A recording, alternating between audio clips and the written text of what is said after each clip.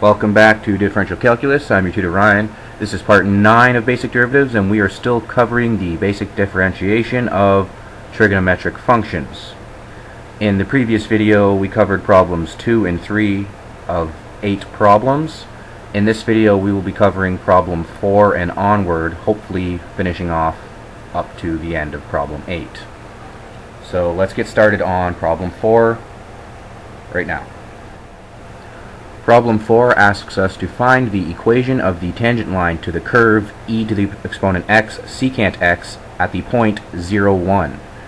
So of course, in order to do this we need to take the derivative of the equation there, and we're going to need the product rule and knowledge of the derivatives of exponentials and trigonometrics for this one.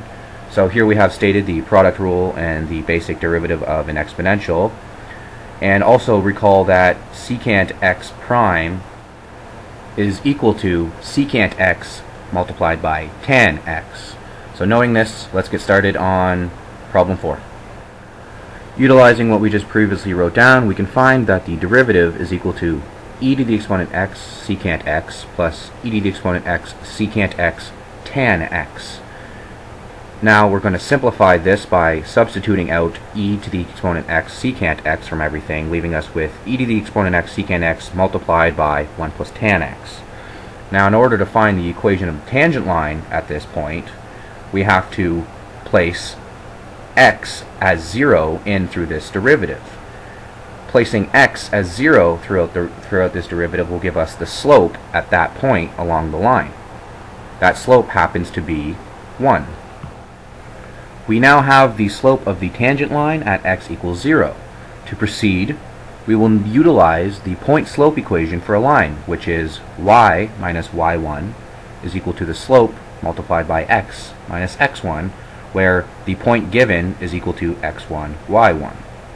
So subbing in the x1, y1 into the point slope form with the knowledge that the slope m is equal to 1, we will get the equation of the tangent line after some simplification. So with all the information we have, we can plug it into the point slope form for the line. We get y minus 1 equals 1 times x minus 0. That leaves us with y minus 1 is equal to x, and rearranging we get y is equal to x plus 1. This is the equation of the tangent line to the curve at the point 0, 1 for e to the exponent x secant x. Okay, let's move on to problem number 5. For problem number 5, it'd be best to refer you back to video 7b in this series, in which we did a rigorous proof that the derivative of sine of x is equal to cos of x.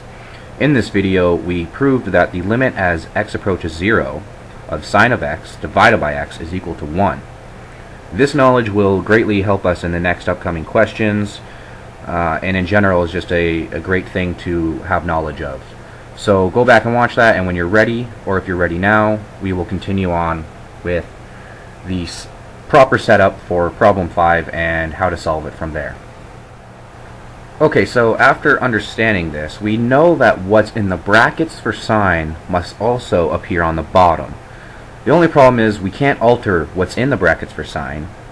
We have to alter what's on the bottom to make it similar to that of which is in the brackets for sine. We don't have a 4x on the bottom though. We don't have a sine of 4x divided by 4x, but we can alter the equation by multiplying through by 4, top and bottom, in order to get a 4x on the bottom. We'll just show this in an odd way.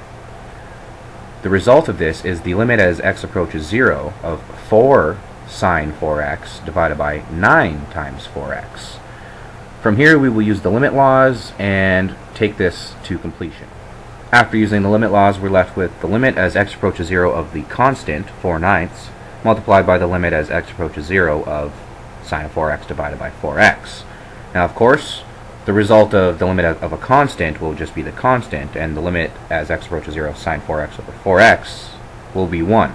So our final answer for number 5, problem 5, is 4/9. Problem number 6 is very similar to problem number 5 in that the same technique can be used to solve it. However, we don't want to do too much repetition, and I'm trying to teach you as many techniques as possible. So I'm going to ask you to solve number 6 using L'Hopital's rule. You may be asking, or if you haven't heard of it before, what exactly is L'Hopital's rule? When can it be applied? When should it be applied? What can it do? So we're going to start it on that right now. L'Hopital's rule states, if the limit as x approaches c of f of x equals the limit as x approaches c of g of x, and that also equals 0, or plus or minus infinity, and the limit as x approaches c of f prime of x divided by g prime of x exists, then it is true that the limit as x approaches c of f of x over g of x is equal to the limit as x approaches c of f prime of x over g prime of x. Now the main thing to note here with L'Hopital's rule is it is not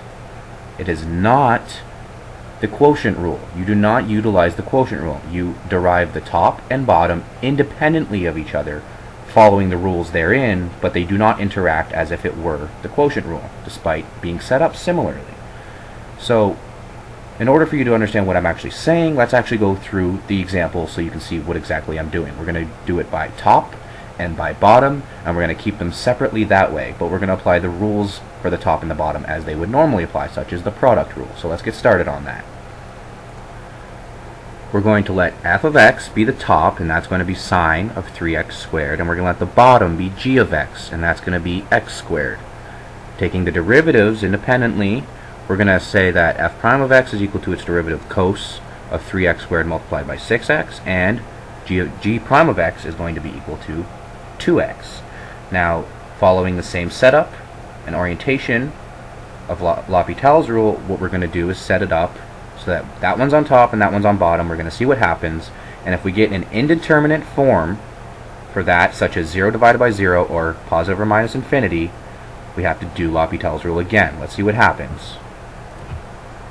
The limit then becomes the limit as x approaches 0 of 6x multiplied by cos of 3x squared, all divided by 2x. So we can do some cancellation here, and the result is we're left with a 3 on top, and that turns into the limit as x approaches 0 of 3 cos of 3x squared. So we can see here that we do not face an indeterminate form for the limit, as that is to say, we don't face a 0 divided by 0 or a positive or minus infinity. So we can apply the limit now safely. The limit as x approaches 0 of 3 cos 3x squared is equal to 3 cos 0. Cos of 0, of course, is 1, so the final answer is 3. So we have determined the limit for problem number 6. Let's move on to problem number 7, which is similar to problem number 6, but not similar to problem number 5, and we have to use L'Hopital's rule again. Let's see how this works out for us. So, of course, problem number 7 asks us to find the limit as x approaches 0 of x tan x minus x squared, all divided by 2x squared, by usage of L'Hopital's rule. So we're going to take the derivative of the top, the derivative of the bottom, and then we're going to place them one above the other, and then we're going to see what happens when we try to take the limit. We're going to see if we get an indeterminate form. So on top we're going to have f prime of x, which is equal to tan x minus x secant squared x minus 2x, and on bottom we're going to have g prime of x, which in this case is going to be 4x. So the new limit using L'Hopital's rule turns into the limit as x approaches 0 of tan x minus x secant squared x minus 2x, all divided by 4x. Let's apply the limit, and we can see that putting 0 for every place where there's an x, we're going to get a 0 over 0. So this is an indeterminate form, and we're allowed to apply L'Hopital's rule once more. We can do this as many times as we want until we get a determinate form. The result of this is that we need to find the second derivative of the functions f and g. The second derivative of the function f is equal to 2 secant squared x minus 2x secant squared x tan x minus 2. If you have trouble finding out where I found how I found out the derivative for x secant squared x, I will highlight it here, and hopefully you can figure it out on your own using the product rule and the derivative of secant squared x. Hopefully that shouldn't be too much of a problem, but there's the result for you. You can get it on your own. Okay, let's move on to the bottom, which is g double prime of x, and of course that's very simple. That's just 4. So putting them in a top and bottom situation to find the new limit, we are left with the limit as x approaches 0 of 2 secant squared x minus 2x secant squared x tan x minus 2 all divided by 4. Now, applying the limit to check if we have an indeterminate form, we get the result of 2 plus 0 minus 2 all divided by 4, which is, of course, 0 divided by 4. This is not an indeterminate form. We are dividing by 4, and that's allowed. So the final result for problem number 7 is the limit as x approaches 0 of x tan x minus x squared divided by 2x squared is 0. Problem 8 is going to be done relatively quickly, so bear with me. It states, a dog runs in a straight line on a path at 20 feet per second. You keep your eyes focused on the dog from 15 feet off the path. At what rate are your eyes moving when the dog has traveled a total of 50 feet? So the first thing we're going to do here is throw up a diagram showing where the dog starts, and the dog finishes.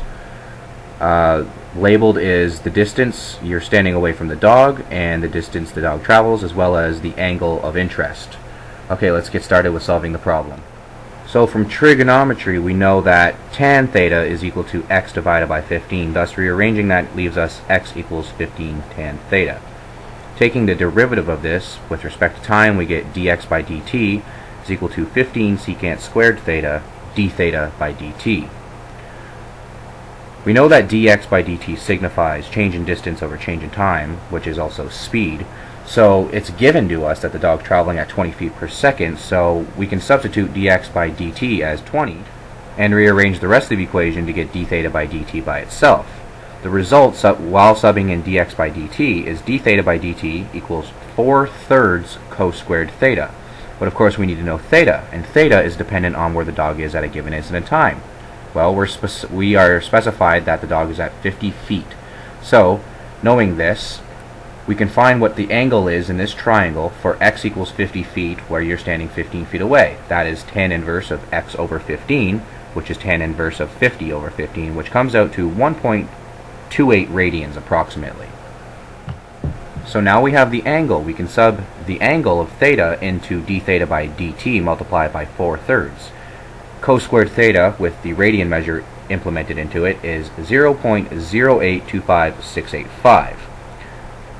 Now, subbing that into d theta by dt and multiplying that by 4/3, we get our final answer of d theta by dt equals 4/3 times 0.0825685, which simplifies out to, or rather comes down to, 0.1101 radians per second.